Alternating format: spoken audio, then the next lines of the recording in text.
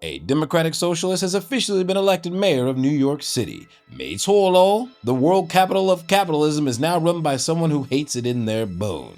Oh, sweet irony! Zohran Mamdani could very likely turn the next 4 years of New York into a complete 老赛真人秀, transforming a current disaster movie into a classic horror film. 这么精彩，准备在爆米花 because for New Yorkers 真的是代志大条。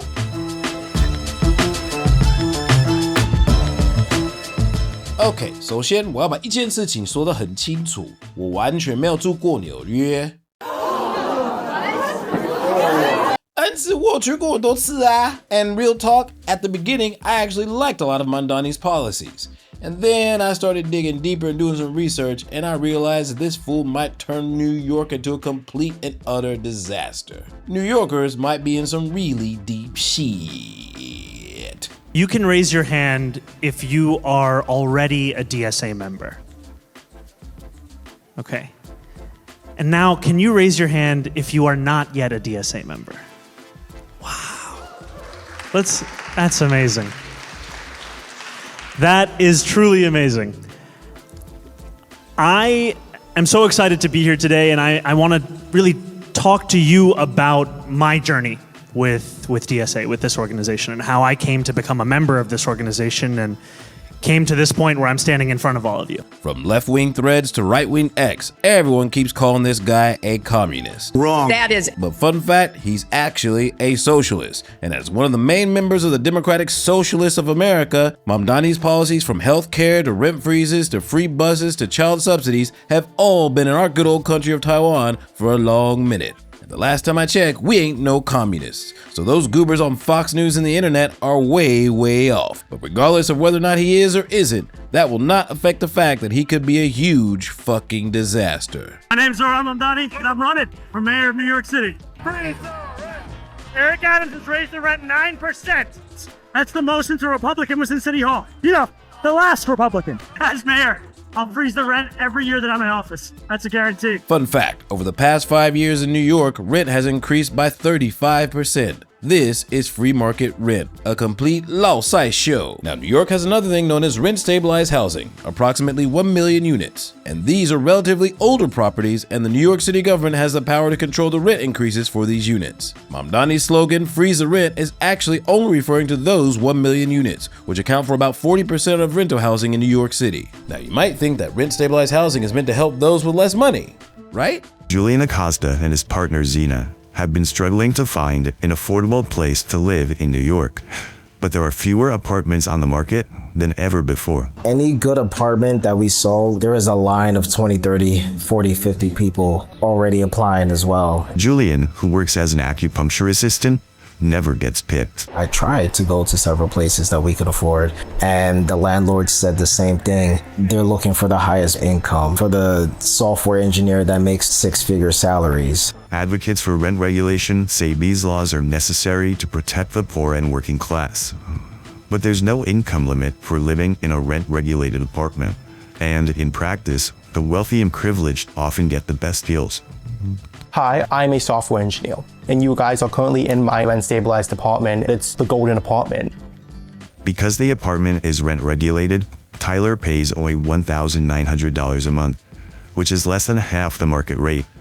I am that 1% who got the perfect apartment in the great city of New York. While tenants like Julian and Zena might benefit more from such a deal, from the landlord's perspective, Tyler's high income makes him a safer financial bet. I was completely shocked when I saw this. Mamdani's freeze the rent slogan sounds very appealing, but in reality, it only helps 40% of renters. That's less than half of the entire city. I come from Europe, and when I learned that rent-stabilized apartments are not given to people based on their income, but it's just a matter of luck, I was really shocked. Emmanuel Welch is a private investigator and fraud examiner in New York City.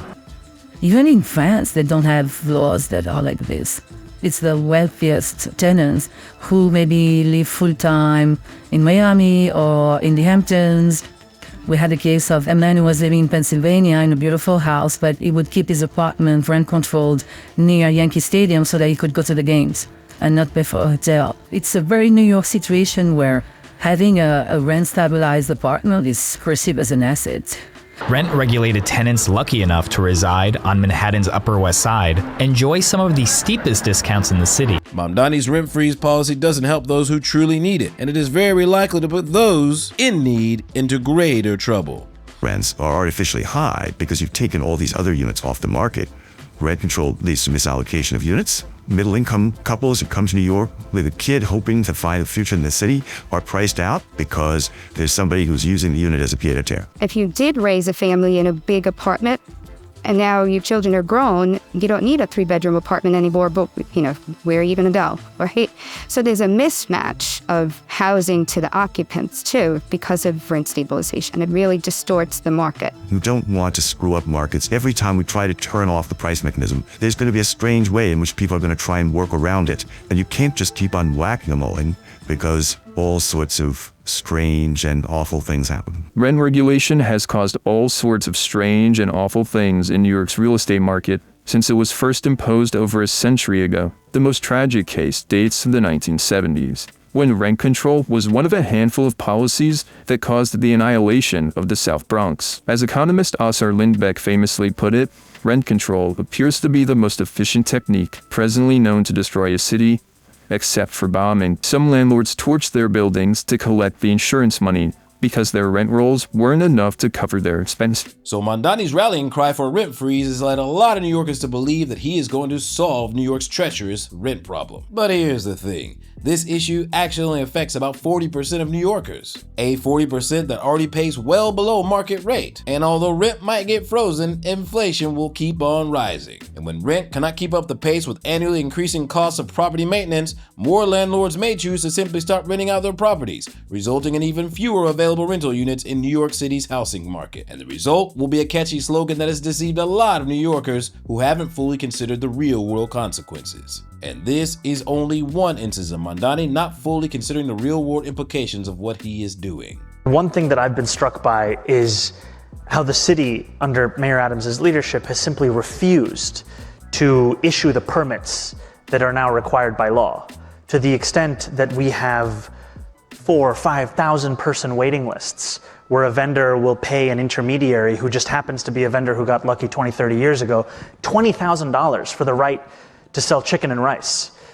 And I tell you this because if you want to tell someone that they cannot vend because they do not have a permit, and then in the same breath you're uninterested in providing them with any avenue to actually procure a legal permit, then where do you leave? You leave people with a diminishing faith in civil society and the ability for city government to actually deliver on any of this. So I do think there's a necessity of competence and execution in so much of this, and from there we ask New Yorkers to trust. And so if you're mayor on January 1st and 115 days from now, what will you do in that case? Well, the first thing is that I would stop the practice of what the Adams administration just did with vetoing one of the bills that would help to actually cohere the system. And the second is that I would actually start to procure those licenses to eliminate that black market, to, in the words of a number of vendors, actually reduce the price of chicken and rice from $10 to $8. Because they have told me that if they weren't paying $20K for a vending fee, they would be able to charge a little less for their food. So he plans to open up vendor licenses in New York, which is great for folks who want to hustle and make money. But here's where old boy goes flawed in his logic. He thinks that vendors will drop their food prices if they don't have to pay $20K in vendor fees. But the reality is they won't, because after about a year an increase in vendor licenses, there will also be an increase in competition, which will cause an all-around decrease in vendor revenue, causing everyone's profits to go. Another failure of homeboy failing to consider the real-life implications of his ideas. And here's the thing, that's only going to lead to another policy that's even worse: social safety. One of the most important things is, in our vision for public safety, is our plan to deploy teams of dedicated mental health outreach workers to the 100 subway stations with the highest levels of mental health crises and homelessness. I say this in relation to your question because a lot of times for New Yorkers, what is experienced or understood as an example of social disorder is then cast to the police as if it is their responsibility. And what we have ended up with is police officers responding to 200,000 mental health calls a year. And that cannot be separated from the fact that response times have increased by 20% over the last few years, where now the average time is closer to 16. This dude wants to establish mental health teams at 100 subway stations in New York City to help police handle situations. What kind of goofy shit is that? Fun fact, the NYPD receives about 7.5 million emergency calls per year, and mental health related reports accounts for only 2.5% of that. What? And more importantly, all these cases require the police to arrive on the scene first before they can even determine and report whether the case is mentally health related. And more important than that, 20% of violent incidents in New York City, especially the ones on the subway, are caused by folks suffering from mental health issues. The dude who set the on fire in the subway, the recent stabbing of the Ukrainian girl in Charlotte, those perpetrators both had some serious mental health issues. In simple terms, crazy folks attack other folks, and your solution is to send someone without a gun to chat with these folks before knowing their situation or before things even become clear? Not a great plan. As mayor, Mr. Mamdani, how would you handle this situation? You have 30 seconds. I want to first be clear that I am not, and nor have I ever called for the legalization of prostitution. And if you are happy with what's happening on Roosevelt Avenue, then you should vote for Andrew Cuomo, because his policy is to continue the exact same ones we've seen under Eric Adams. My policy is to actually take on trafficking, to have a zero tolerance for violence against women, and to follow the advice of district attorneys that we have here in New York City, the current Manhattan DA, the former Manhattan DA, the current Brooklyn DA, the former Manhattan DA having said that prosecuting women for prostitution is something that actually leads to less safety. And what we need to do is provide an economy Mr. of Mamdani, opportunity. just a quick clarification. So no legalization, how about decriminalization? I do not think that we should be prosecuting women who are struggling, who are currently being thrown in jail, and then being offered job opportunities. I think we should be actually providing those kinds of opportunities at the first point of interaction. So basically, Mamdani denied that he wants to decriminalize prostitution, but he ain't too keen on prosecuting them either. 那好像很矛盾 as fuck. That's like saying, I want to crack down on scam rings, but I'll let the scam rings pretty secretary post bail for 10万台币. Sound familiar? Stupid. And the crazy part is that he believes all workers were forced into this work, that these women are struggling and have no choice and are being forcefully coerced. They're all victims who need to be rescued, not prosecuted. Stereotypically patriarchal much? What happened to the whole 左派 idea of bodily autonomy? He also doesn't want to enforce misdemeanors. We're getting to that, That's Mr. assault, larceny, etc.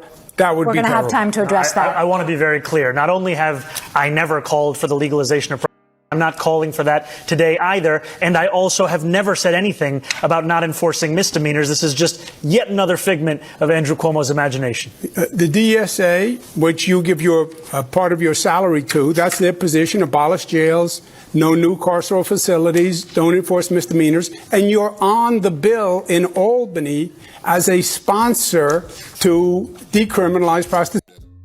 The difference between myself and Andrew Cuomo, of which there are many, is that there is no one that is actually telling me what to do other than the 8.5 million people who call this city home. If you want my policies, you'll find them on my website. Now, at the moment, all thefts over $1,000 are considered a felony. And to be fair, there is no information on Mamdani's site about decriminalizing misdemeanors. But he and the DSA he belongs to during his time as co-legislator actually co-signed bills for the decriminalization of selling box and raising the $1,000 threshold, leaving a lot of folks to believe that Mamdani will ultimately push for more extreme Go laws, sending New Yorkers' already bad situation into a worse one. Violent crime is defined by the state. When people hear the word violence, they have an assumption that that crime must have meant that there were two individuals involved. But oftentimes we've even found as legislators, when we go into these courts, the term violent crime is even used when people are stealing packages. Violent crime is even used when people are accused of burglary and there happens to be a housing unit in that same dwelling. So violence is an artificial construction. Right. We have to be very clear that what is happening here with these district attorneys, that is violence. That is violence at the highest degree. If we had 12 people killed on the streets of New York City, we would be seeing this every day on the headlines of the Post and the Daily News. But because these are poor black and brown New Yorkers killed on Rikers Island, people do not care about the sense of innocence. And we also want to be very clear. Whether you are presumption of innocence or you've been found guilty, No one deserves these conditions. That's right. Now, homeboy was spitting that rhetoric back in 2021. And fun fact, for the last 100 years of New York's mayoral history, more than half of that time it was run by Democrats. But during all of that time, 100% of New York's district attorneys were Democrats. But this Beilan back when Lingyuan Go's Manfred Ipai in New York City was complaining that the democratically controlled government was too harsh on criminals. Are you fucking retarded? Now, although Mamdani has a lot of good-sounding utopian ideas, they all lack real-world considerations. And during the electoral race, Mamdani ran against another Democrat who eventually turned independent. And he won that election by 8.6 percentage points, or 50.3% of all the votes. In other words, for a city that has been the DNC's home turf for more than 50 years, half of it does not like Mamdani. You're in trouble now. But there's just one small detail. You see, all the policies that Mamdani plans to implement fall at the feet of the New York City Council, which, although it has a Democratic majority, is actually split into two camps: the Democratic Socialist minority and the establishment Democrats majority. And where the minority completely supports him, the majority, along with a few Republicans on the council, are more than willing to shut his shit down. But I guess we'll just have to sit back and watch the world's largest capitalist city conduct a socialist experiment for the next 4 years. More street vendors, more Lingyuan Go, and a lot more happy go. 现在纽约感觉蛮好玩呢。 Now I know. And knowing is half the battle. G.I. Joe!